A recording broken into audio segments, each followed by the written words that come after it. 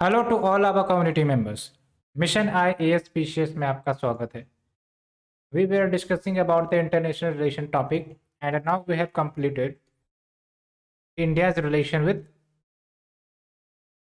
Japan. आज हम continue करेंगे इंटरनेशनल रिलेशन को, जहां पर हम वेस्ट एशिया के साथ रिलेशंस को डिस्कस करने वाले हैं। जहां तक वेस्ट एशिया की बात करें तो सबसे पहले हम बेसिक्स को समझेंगे कि वेस्ट एशिया में कौन कौन से देश आते हैं, तभी जाके आपको चीज़ें समझ में आएंगी। और साथ ही साथ हम ये भी देखेंगे कि वेस्ट एशिया एक कॉम्प्लेक्स जियोपॉलिटिकल रीजन है ना। वहाँ पर फ्रिक्वेंटली आपको अशांति ही देखने को मिलती है। वेदर आपका सीरिया में चल रहे वॉर को देख लो, या फिर ISIS के प्रेजेंस को देख लो, या फिर आपस में जो भी कंट्रीज हैं लाइक सऊदी अरबिया या फिर इसराइल के बीच इश्यू देखते हो आप, उसी प्रकार से सऊदी अरबिया और ईरान के साथ इश्यू देखते हो। ठीक है, along with presence of foreign powers, their influence like USA, Russia, तो ये सब भी कहीं ना कहीं वेस्ट एशिया के जियो पॉलिटिक्स को कॉम्प्लेक्स बना देता है। और यहाँ पर फ्रिक्वेंटली अशांति, सिविल वॉर जैसी चीजें देखने को मिलती है। ठीक है, हाँ, अब थोड़ी सी स्टेबिलिटी आ रही है, बिकॉज जो भी बड़े बड़े देश हैं इन द वेस्ट एशिया, वो सब अब कॉपरेट करने का प्रयास कर रहे हैं। लाइक UAE और इसराइल के बीच हम रिलेशंस इनरिच होते हुए देख रहे हैं, अलोंग विथ सऊदी अरबिया और इसराइल। तो इन सब चीज़ों से पॉजिटिव मैसेज तो आ रहा है। यहाँ पर हम बात करेंगे इंडिया और वेस्ट एशिया के कंटेक्स्ट में, लेकिन आप देख सकते हो स्क्रीन पर कुछ मैंने डिटेल्स पुट ऑन की है ताकि आपको कम्प्रिहेंसिव वे में अंडरस्टैंडिंग हो वेस्ट एशिया के साथ हमारे रिलेशंस एंड वेस्ट एशिया का रेलेवेंस। बिकॉज सबसे पहले हम रेलेवेंस समझेंगे वेस्ट एशिया का, उसके बाद हम आएंगे रिलेशंस को डिस्कस करेंगे, उसके बाद कोई दिक्कत होगी नहीं। First, if we are able to understand the relevance of the West Asia, definitely relation समझने में क्यों हम कोऑपरेशन करते हैं, क्यों करना चाहिए, ये सब डाउट आपके क्लियर हो जाएंगे। तो हम जिस अप्रोच से आपको पढ़ाने का प्रयास कर रहे हैं, जो भी डाउट होगी आपकी क्लियर हो जाएगी। First of all let's move to the map. Map हम देखेंगे, बट इससे पहले अगर आपने हमारा चैनल सब्सक्राइब नहीं किया है, please do subscribe our channel. And कोई भी डाउट हो तो कमेंट करके आप पूछ सकते हो, ठीक है। तो let's look at the map first. यहाँ पर आप देखिए, मैंने आपके लिए स्टैंडर्ड मैप लेकर आया है। तो आपको यहाँ पर क्या क्या नज़र आ रही है। First of all look at India where it lies. India का आपने लोकेशन देख लिया, ठीक है। अब थोड़ा सा डिमार्केशन हम करते हैं, वेस्ट एशिया किधर है। तो वेस्ट एशिया, इसका मतलब क्या हुआ कि हमें एशिया के वेस्ट में जाना है। तो when we go to the west of the Asia, तो इधर आपको वेस्ट एशिया मिलेगा, है ना। उसके बाद कभी कभी आपको सेंट्रल एशिया चुनने में आता होगा, तो सेंट्रल एशिया कहाँ है। ये जो आपके है ना 5 central Asian nation, Kazakhstan, Uzbekistan, Turkmenistan, Tajikistan, Kyrgyzstan, ये सब आपके सेंट्रल एशिया में आ जाते हैं, ठीक है। उसके बाद हमने कभी साउथ ईस्ट एशिया के बारे में भी पढ़ा होगा।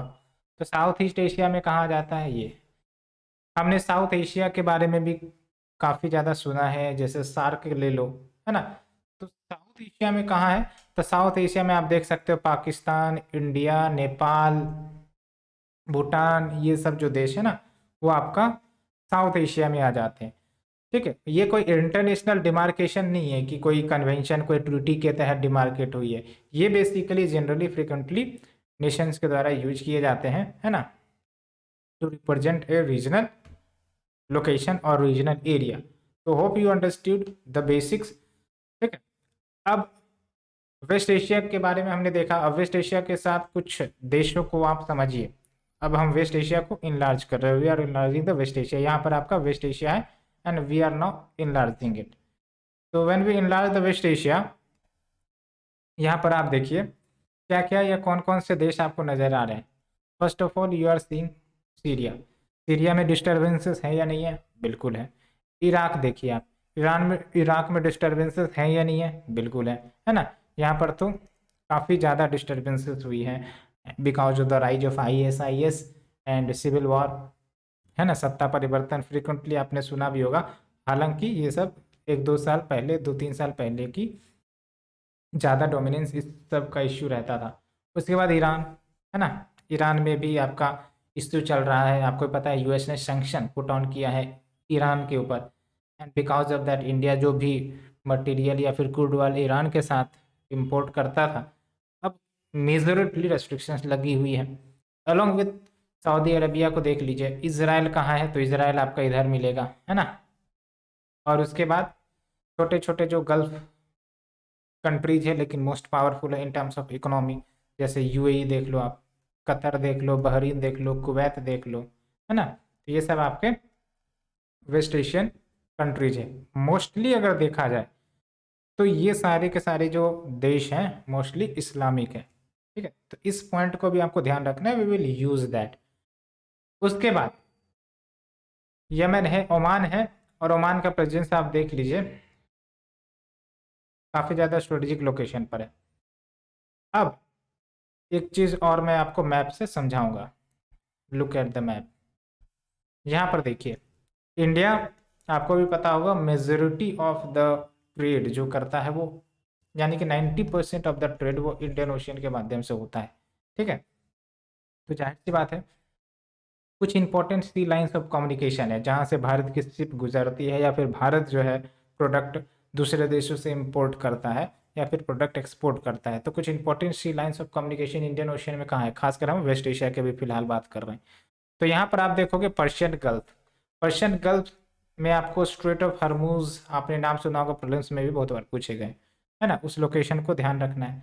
उसके बाद आपको बैबल मंदेब, ये जो बैबल मंदेब है ना, उसके बारे में भी आपने काफ़ी ज़्यादा सुना होगा, यहाँ पर है ऋषि के लोग, ठीक है। उसके बाद आपका जो यहाँ पर है इजिप्ट के लोग, है ना, यहाँ देखिए आप, तो यहाँ पर आपको मिल जाता है स्वेज कैनाल, जिसके माध्यम से हम यूरोप को एक्सेस कर पाते हैं, ठीक है। तो होप कि सी ऑफ कम्युनिकेशन काफ़ी महत्वपूर्ण है यहाँ पर, और इंडिया इन सी ऑफ कम्युनिकेशन को फ्रिक्वेंटली यूज करता है, चाहे वो एक्सपोर्ट के लिए हो या फिर इम्पोर्ट के लिए हो, ठीक है। तो होप कि जो सिग्निफिकेंस है इस लोकेशन का आपको पता चल गया होगा। अब इतना ही नहीं, और कुछ हम सिग्निफिकेंट पॉइंट्स पर बात करेंगे। तो what we look at the West Asia and India, तो पहली बात तो ये कि हमारा जो ट्रेड है वो मोस्टली इंडियन ओशन के माध्यम से होता है via this lines of communication. अब दूसरी इंपॉर्टेंट बात देखिए आप, इंडियन डायस्पोरा, है ना। इंडियन डायस्पोरा की अगर हम बात करें तो लार्ज अमाउंट में हमारे जो इंडियंस हैं वो वेस्ट एशिया जाते हैं फॉर वर्किंग पर्पस, है ना। दैट्स वाई इन रीजन से हमें one of the highest remittances भी प्राप्त होते हैं इंडिया में। तो इस पर्पज से भी हमारा रिलेशंस वेस्ट एशिया के साथ स्ट्रॉन्ग होना, मजबूत होना मायने रखता है। तीसरा, जिसको हम पहली प्रायोरिटी देनी चाहिए थी, वो है आपका एनर्जी सिक्योरिटी। आपको भी पता है कि इंडिया मोस्टली जो क्रूड ऑयल है या फिर नेचुरल गैस है वो इंपोर्ट करता है ना। अगर क्रूड ऑयल की बात करें तो 70% तक का क्रूड ऑयल भारत इंपोर्ट करता है। अब इंपोर्ट करता है, एक समय था जब हम रशिया से ज़्यादा इंपोर्ट किया करते थे, लेकिन अब जो है हमारा इंपोर्ट डेस्टिनेशन वेस्ट एशिया ज़्यादा है। सऊदी अरबिया हो गया या फिर ईरान हो गया, ठीक है। इन सब देशों से हम ज़्यादा ही क्रूड ऑयल इंपोर्ट करते हैं। तो इस एंगल से भी आप देखो रेलेवेंस ऑफ वेस्ट एशिया। हालांकि ईरान से अब जो है इंपोर्ट काफ़ी कम हो चुकी है because of the US sanction. एक और बात, it acts as a interlinkages with the Central Asia. Central Asia के साथ इंटरलिंकेजेज का काम करता है। कैसे? तो आपको भी पता होगा कि पाकिस्तान ने अपने रीजन से एसेसिबिलिटी को ब्लॉक कर रखा है इंडिया को, यानी कि इंडिया जो है पाकिस्तान के रास्ते सेंट्रल एशिया एक्सेस नहीं कर पाता, ना ही अफगानिस्तान, बिकॉज ब्लॉक करके रखा है। तो भारत को कोई अल्टरनेटिव तो ढूंढना था। तो अल्टरनेटिव के तौर पर हमने ईरान में यूँ कह सकते हो कि पोर्ट तैयार किया। उस पोर्ट का नाम क्या है? Chabahar port. इस पर प्रीलिम्स में भी क्वेश्चन आया। तो चाबहार पोर्ट जो हमने ईरान में क्रिएट किया, यहाँ पर देखिए, जो चाबहार पोर्ट हमने ईरान में क्रिएट किया, इसके माध्यम से हम ईरान में तो इंटर कर ही रहे हैं, ठीक है। और दूसरी इंपॉर्टेंट बात, ईरान के माध्यम से हम अफगानिस्तान या फिर सेंट्रल एशिया भी पहुंच पा रहे हैं। तो सेंट्रल एशिया की कनेक्टिविटी, सेंट्रल एशिया के साथ रिलेशंस को अगर हमें स्ट्रेंथन करना है, तब भी हमें वेस्ट एशिया में जो कॉपरेशंस है, रिलेशंस है, वो अच्छे रखने की ज़रूरत होती है। तो इतने सारे डायमेंशंस हमने डिस्कस किए। Now one more dimension, investment. Investment की अगर हम बात करें तो वेस्ट एशिया में अच्छे खासे रिच कंट्रीज हैं, है ना। जैसे दुबई सबको ले लो आप, ओमान, ओमान नहीं, जो आपका सऊदी अरेबिया है ना। बिकॉज काफ़ी ज़्यादा इनके पास ऑयल रिजर्व्स है और काफ़ी ज़्यादा इनकी सेलिंग होती है, तो इससे जो है काफ़ी ज़्यादा इनको अर्निंग होती है। और आपको तो इंफ्रास्ट्रक्चर के बारे में पता भी होगा दुबई साहब का या फिर आपका सऊदी अरेबिया में।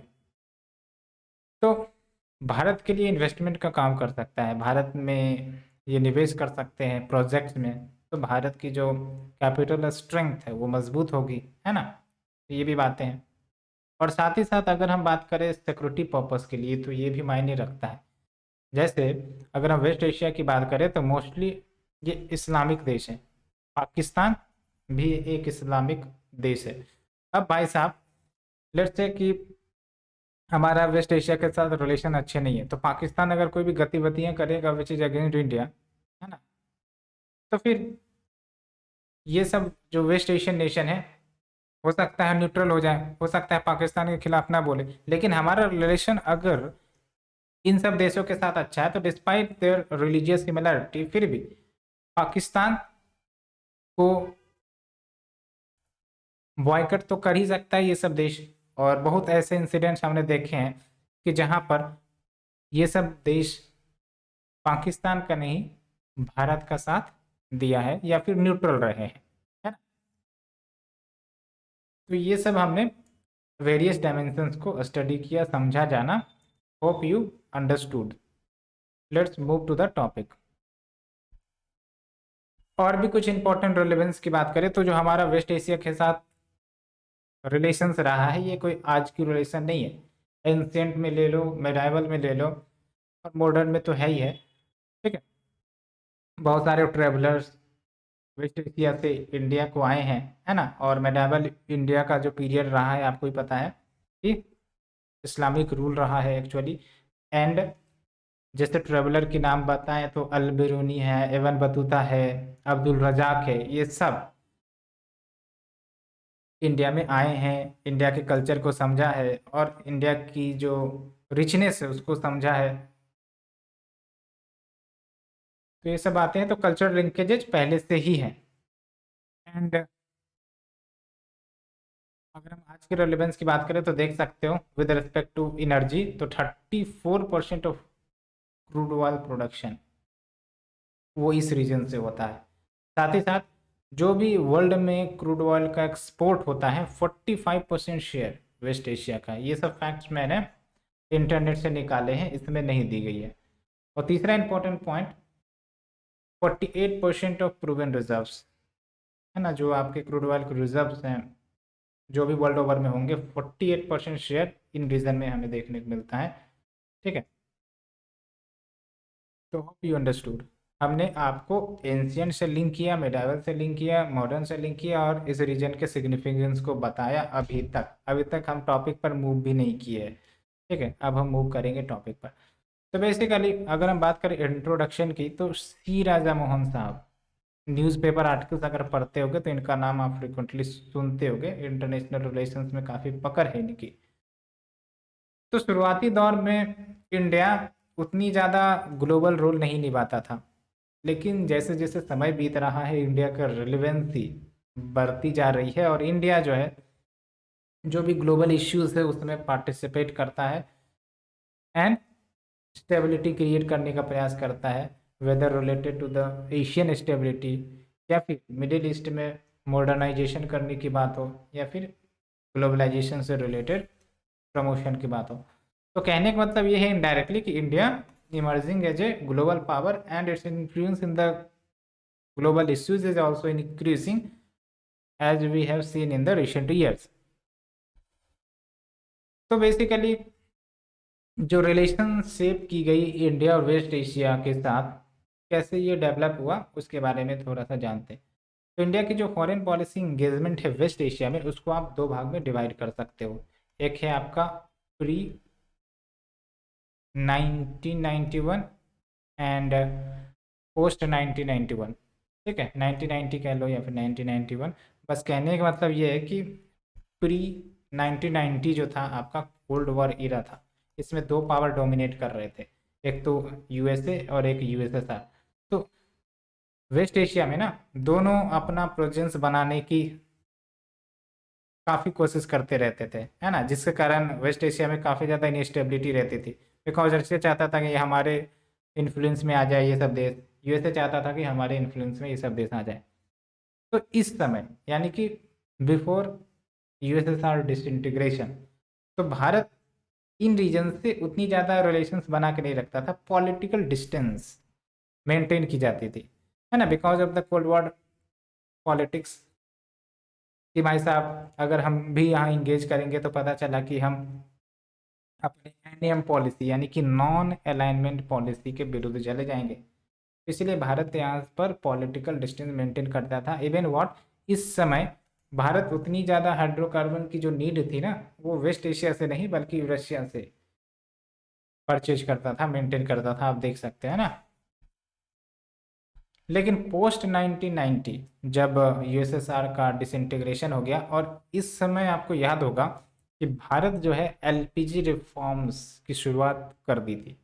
तो भारत भी अपनी इकोनॉमी को ओपन करने का प्रयास कर रहा था, ठीक है, लिबरलाइजेशन करने का प्रयास कर रहा था, और दूसरी तरफ यूएसएसआर का डिसइंटीग्रेशन। तो दोनों एक समय सिमिलर घटना देखने को मिली, और अल्टीमेटली धीरे धीरे इंडिया की जो डिमांड है for the oil and gas वो भी बढ़ने लगी because of the increase in population and the economic development. तो ऐसे में रिलेशंस को डिपेंड करना शुरू किया गया, है ना। एंड भारत जो रिलेशन इस्टेब्लिश किया है इन देशों के साथ वो है आपका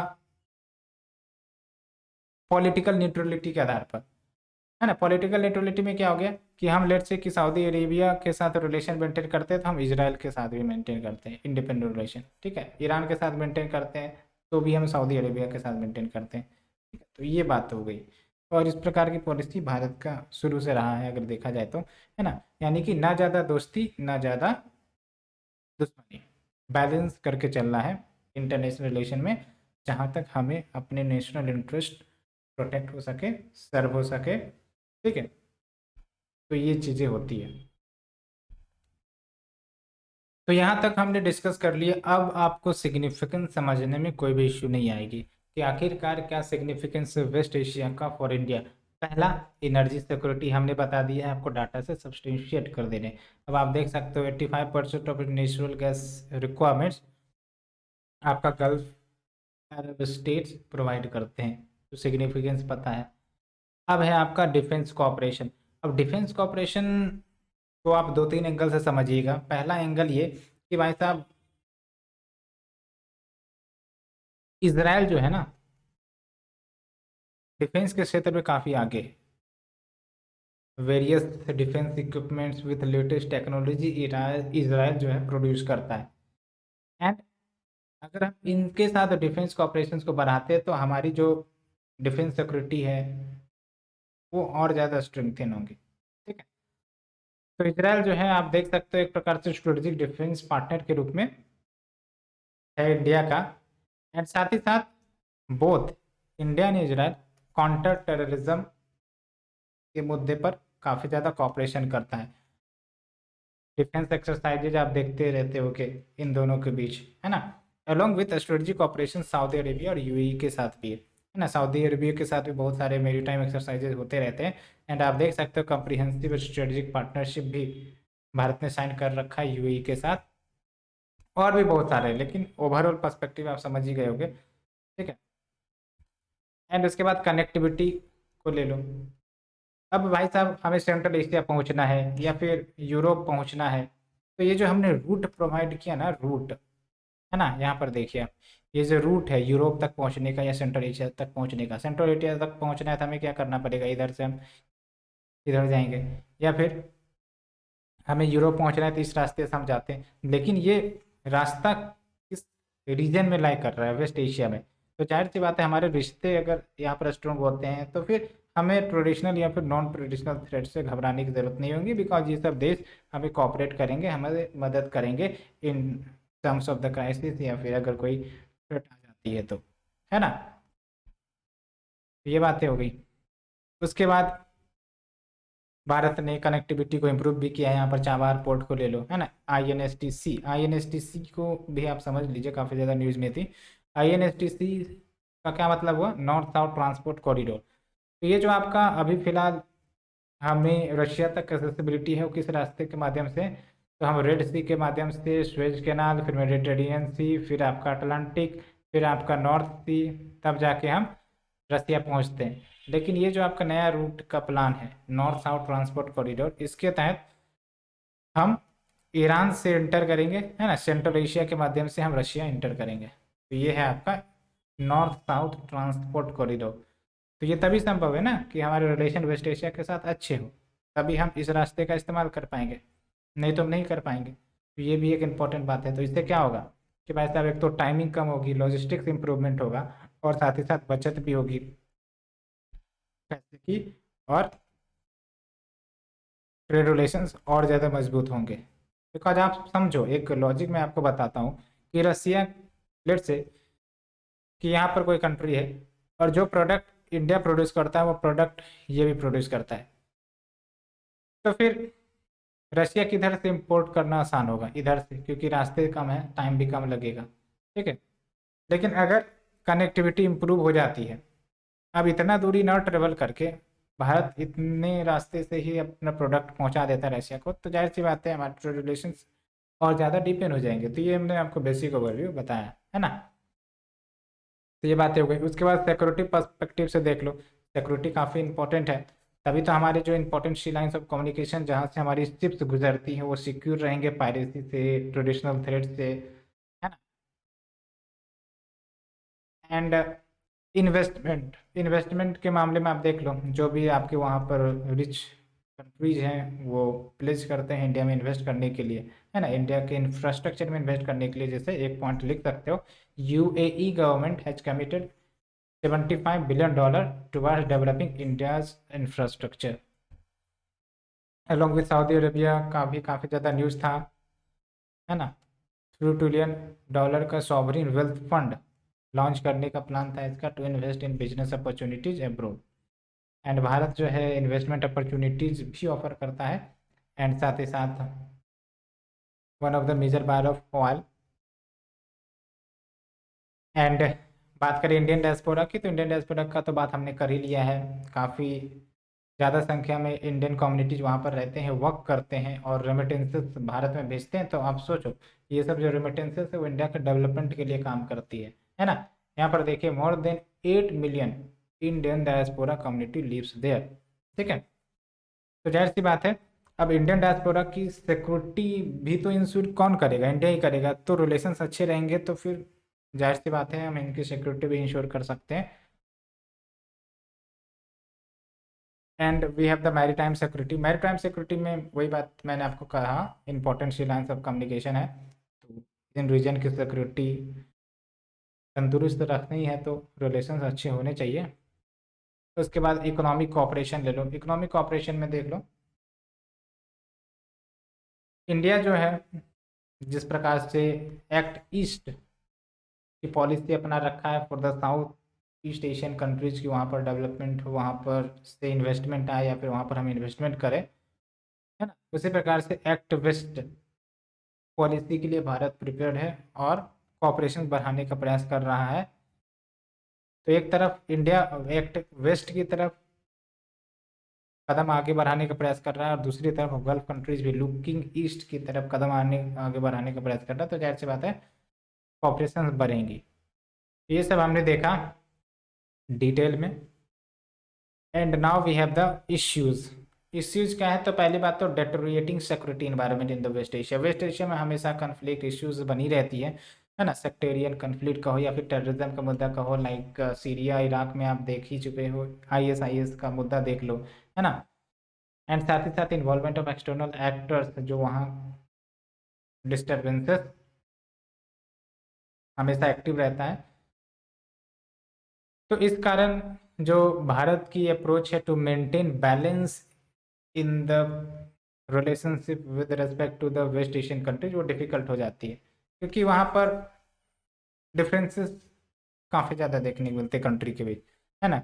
अब लेट से कि भारत एक के साथ दोस्ती करता था, दूसरा नाराज, दूसरे के साथ दोस्ती करेगा तो तीसरा नाराज, ये सब मुद्दे हो जाएंगे तो फिर दिक्कत होगा। हालांकि भारत इन सब मामले में काफ़ी ज़्यादा, यूँ कहो कि काफ़ी बेहतर अप्रोच अपनाता है कि डिस्पाइट इन देशों के बीच कितना भी डिफरेंसेस रहे, भारत जो है इन देशों के बीच कॉपरेशन इस्टेब्लिश कर ही लेता है ना। That's why at the same time we have the good relation with the Israel, we have the good relation with the Saudi Arabia, we have the good relation with the Iran, है ना, आप देख ही सकते हो। एक ये है deteriorating security environment, ये लिख सकते हो। दूसरी इंपॉर्टेंट बात सिक्योरिटी ऑफ इंडियन डायस्पोरा। अब सिक्योरिटी ऑफ इंडियन डायस्पोरा यानी कि बढ़ते समय के साथ वहाँ पर भी नेशनलाइजेशन या फिर प्रोटेक्शनिज्म की विचारधारा देखने को मिल रही है इन द वर्कफोर्स और इन द एम्प्लॉयमेंट अपॉर्चुनिटी, है ना। तो इसके कारण क्या होगा कि वहाँ पर जो इंडियन वर्कर्स हैं उनको या तो आसानी से वर्क नहीं मिल पा रही, या तो वो लौट कर इंडिया आ जा रहे हैं।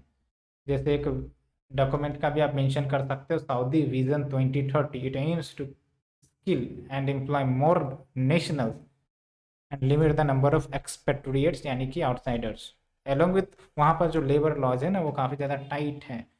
कहने का मतलब ये है कि वहाँ पर डेमोक्रेसी तो है नहीं उतनी ज़्यादा, फ्रीडम राइट्स हैं नहीं, लैक ऑफ ह्यूमन राइट्स है। साथ ही साथ देख लो absence of minimum wage provision, तो एक्सप्लॉयटेशन का चांसेस ज़्यादा देखने को मिल सकता है, ठीक है। Along with delays in the project completion, यानी इंडियन साइड से जो इन्वेस्टर्स हैं वहाँ पर लेट से कि इन्वेस्ट करना चाहते हैं तो काफ़ी ज़्यादा डिलेज देखने को मिलता है because of the administrative hurdles और ब्यूरोक्रेटिक हर्डल्स, है ना।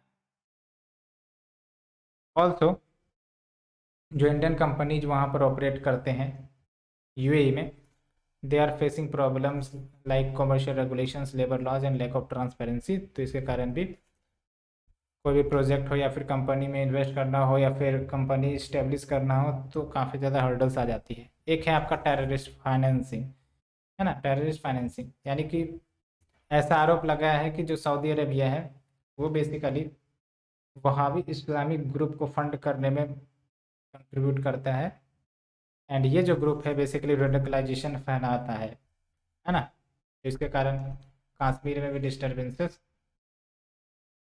हो सकते हैं। Along with rising Chinese influence, ये भी है ना। चाइनीज़ इन्फ्लुएंस, चाइनीज़ का तो अभी तक हमने जो भी इंटरनेशनल रिलेशन डिस्कस किया, चाइना ना है ऐसा हो नहीं सकता, तो यहाँ पर भी चाइना अपना प्रेजेंस बना ही रहा है। अब देख लो यूएस के साथ कौन कौन नाराज है, रशिया नाराज रहता है, पाकिस्तान भी अब नाराज होने लगा है, ईरान भी तो नाराज है ही है ना। तो इसीलिए क्या है कि चाइना है, ईरान है, पाकिस्तान, रशिया, टर्की, एक्सिस एक साथ मान लो, है ना। हालांकि उतनी ज़्यादा अभी रियलिटी नहीं हुई लेकिन ये मान लो एक साथ। तो मान के चलो भारत के लिए सीरियस नेशनल सिक्योरिटी चैलेंज हो सकता है, बिकॉज मान के चलो कि चाइना और पाकिस्तान हमेशा डिस्टर्बेंसेस क्रिएट करने का प्रयास करता है। अब वहीं पर रशिया भी साथ देने लगे, है ना, या फिर आपका ईरान भी साथ देने लगे, तो फिर इन सब देशों की जो मनमानी है वो और भी बढ़ने लगेगी, है ना। और देख सकते हो स्ट्रिंग ऑफ पल्स, एक तरफ इंडियन ओशियन को घेरे हुए है ही चाइना, और दूसरी तरफ इस ग्रुपिंग के कारण ट्रांस हिमालयन क्वाड भी देखने को मिल रहा है। ट्रांस हिमालयन क्वाड यानी कि ये जो आपकी कंट्रीज है ना ये सब लैंड के तरफ से भी इंडिया को घेर रहे हैं, है ना। उसके बाद इम्पैक्ट ऑन एनर्जी सिक्योरिटी, हाँ एनर्जी सिक्योरिटी पर इम्पैक्ट हो सकता है, बिकॉज इंडिया जो है more than 70% of its oil need import करता है। ठीक है, तो यहाँ पर अगर कोई डिस्टर्बेंसेस होती है, हमेशा आपने सुना होगा जब भी इन रीजन में डिस्टर्बेंस होगी तो एक बात चर्चा में जरूर रहेगी कि भाई साहब क्रूड ऑयल की प्राइसेस बढ़ जाएंगी, है ना, ऑयल क्राइसिस आ सकता है ना। तो because of higher dependency of crude oil with respect to India, तो जो भी ऑयल प्राइसेस राइज होती है उसका इफेक्ट इंडिया में भी देखने को मिल जाता है ना। और इसके कारण करंट अकाउंट डेफिसिट ले लो। डेफिसिट मतलब क्या होता है, घाटा, है जब हम ट्रेड करते हैं, और ट्रेड में क्या होता है, इंपोर्ट और एक्सपोर्ट होता है। तो जब हम इंपोर्ट ज़्यादा करने लगते हैं विद रिस्पेक्ट टू एक्सपोर्ट, तो हमारा करंट अकाउंट डेफिसिट बढ़ जाता है ना। तो अगर चीज़ें महंगी होने लगेगी तो हमें ज़्यादा पैसा इन्वेस्ट करना पड़ेगा चीज़ों को खरीदने के लिए, तो और ज़्यादा ये करंट अकाउंट डेफिसिट बढ़ जाएगी। Along with erosion of forex reserve, ये तो हो गई। एंड पाकिस्तान फैक्टर की बात तो हमने कर ही ली है ना। अगर हम रिलेशंस और ज़्यादा मजबूत करेंगे तो जाहिर सी बात है पाकिस्तान उतना उछल नहीं पाएगा, लेकिन अगर रिलेशंस में खटास आती है तो फिर ये सब वेस्ट कंट्रीज भी पाकिस्तान के कोई डिस्टर्बिंग एक्शंस है विद रिस्पेक्ट टू इंडिया, तो फिर उतना ज़्यादा हमें कॉपरेशन देखने को नहीं मिल सकेगा।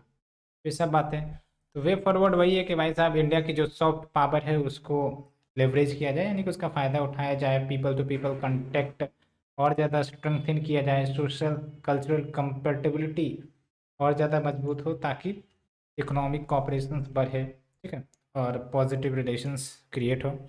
Along with strengthening economic relations को स्ट्रेंथन किया जाए, ताकि मोर ट्रेड डाइवर्सिफिकेशन हो, है ना, इन कंट्रीज से इन्वेस्टमेंट इंडिया में आए, साथ ही साथ इंडिया अपनी मार्केट एक्सेसिबिलिटी को इन देशों में बढ़ाए, है ना, तभी जाके सेंट्रल एशिया में भी एक्सेसिबिलिटी भारत की मजबूत होगी, ये भी बात है। ठीक है, और आप देख सकते हो जो एक्ट ईस्ट पॉलिसी का सक्सेस रहा है वो बेसिकली किस ग्राउंड पर रहा है, तो हमने trade and commerce south east Asian country से साथ बनाया है। तो उसी प्रकार से अगर हम एफटीए करते हैं गल्फ कॉपरेशन काउंसिल के साथ या फिर गल्फ कॉपरेशन के देशों के साथ, एफटीए मतलब फ्री ट्रेड एग्रीमेंट, तो फिर ट्रेड बढ़ेगा और जो इकोनॉमिक रिलेशन से कॉपरेशन से वो और ज़्यादा डीपेन होगी।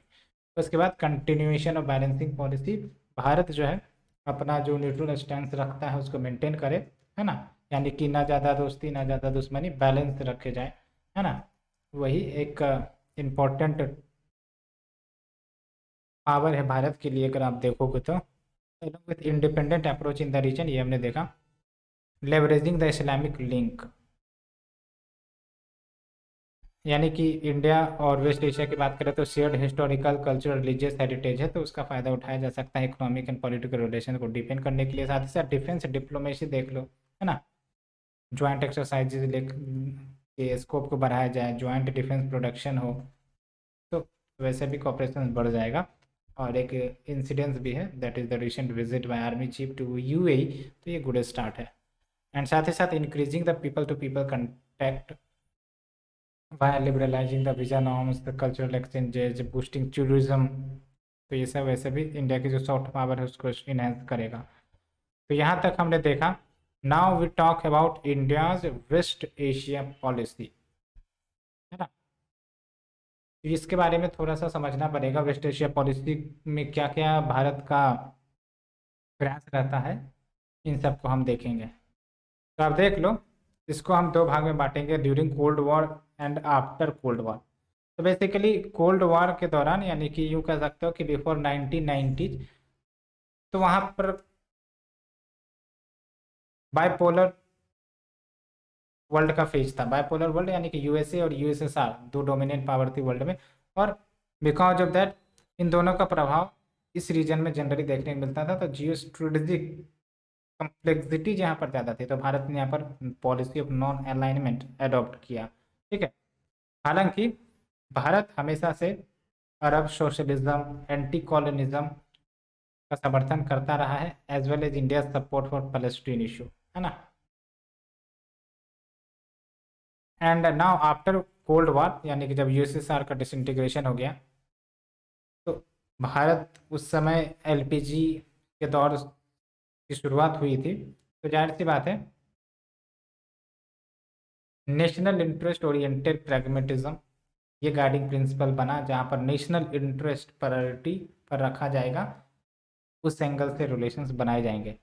उसके बाद बैलेंसिंग पॉलिसी, है ना, यानी कि एक समय था जब भारत वेस्ट एशिया को एक प्रकार से पाकिस्तान का क्लोजर माना जाता था या मानता था, है ना। क्यों मानता था? वही है रिलीजियस होमोजेनिटी। लेकिन बाद में ये बात क्लियर हो गई कि सिर्फ रिलीजियस होमोजेनिटी ही एक ग्राउंड नहीं होता है कॉपरेशन बनाने के लिए। अब आप देखते हो कि डिस्पाइट रिलीजियस सिमिलरिटीज हैं वेस्ट एशिया और पाकिस्तान में, फिर भी कुछ अहम मुद्दे हो तो वहाँ पर इंडिया का साथ ये वेस्ट एशिया कंट्रीज देते हैं, ठीक है। एंड लुक वेस्ट पॉलिसी भी भारत अपना रहा है। तो वैसे तो भारत लुक वेस्ट पॉलिसी 2005 में इनिशिएट किया था, जिसमें की फोकस एरिया वही है energy security, investment opportunities and Indian diaspora. और जो जीसीसी कंट्रीज है गल्फ कॉपरेशन काउंसिल, इसमें 6 देश आते हैं ना। और ये इंडिया का एक प्रकार से preeminent oil and gas supplier बन गया है, लीडिंग ट्रेड पार्टनर बन गया है। And when we talk about present policy, तो जो लुक वेस्ट की पॉलिसी रही है भारत की, उसको कंटिन्यू किया जा रहा है, as well as other domain में कॉपरेशंस लाइक काउंटर टेररिज्म, इन सब पर देखने को मिलता है। एंड एक है थिंक वेस्ट पॉलिसी, यानी कि भारत ने थिंक वेस्ट पॉलिसी इनिशिएट की है, which is on the lines of act east policy, है ना। तो इसका मतलब क्या हुआ कि सिर्फ हम रिलेशंस में पैसिव नहीं रहेंगे बल्कि एक्टिव रहेंगे, कि भारत भी इन्वेस्टमेंट करने का प्रयास करेगा, भारत भी ट्रेड रिलेशंस को बूस्ट करने का प्रयास करेगा, है ना, ताकि दो तरफा बेनिफिट हो। एंड स्ट्रेटेजिक एग्रीमेंट्स भी देखने को मिल रहे हैं with various Arab countries, like अभी हाल फिलहाल में Indian army chief also visited UAE and Saudi Arabia for strengthening strategic and defence cooperation. Maritime security को आप ले लो, है ना, एक्सरसाइजेज भी होते हैं। उसके बाद इकोनॉमिक कम्प्लीमेंट्रीज का फ़ायदा उठाओ, इंडिया की जो मॉडरेट प्रोफाइल है उसके भी बेनिफिट्स उठा सकते हैं, because India is not seen as a hostile power by other of the blocks, है ना। और दूसरी तरफ इंडिया अपनी जो इक्विडिटेंस है या फिर दूरियां वो बना कर रखता है। Saudi Arabia know that India does not have any ambitions to control West Asia. And यहाँ पर देख लो एक बात और, कि इंडिया उन सब डेवलपमेंटल फ्रेमवर्क में इंटरफेयर करने का प्रयास नहीं करता है जहाँ ईरान को हॉस्टाइल लगे। तो यानी कि यूँ कह सकते हो कि ईरान के साथ भी भारत अच्छे रिलेशंस बनाने का प्रयास करता है। एंड तो ये जो बैलेंसिंग ऑफर्स है pattern in the India's engagement in the region, ठीक है। तो ये यहाँ तक हमने डिस्कस किया friends, hope you understood the basics and the advance. तो आज के लिए इतना ही, मिलेंगे नेक्स्ट लेक्चर सीरीज में। आज के लिए थैंक यू वेरी मच। अगर चीज़ें अच्छी लग रही है तो लाइक शेयर कमेंट करना ना भूलें। Thank you friend, thank you very much.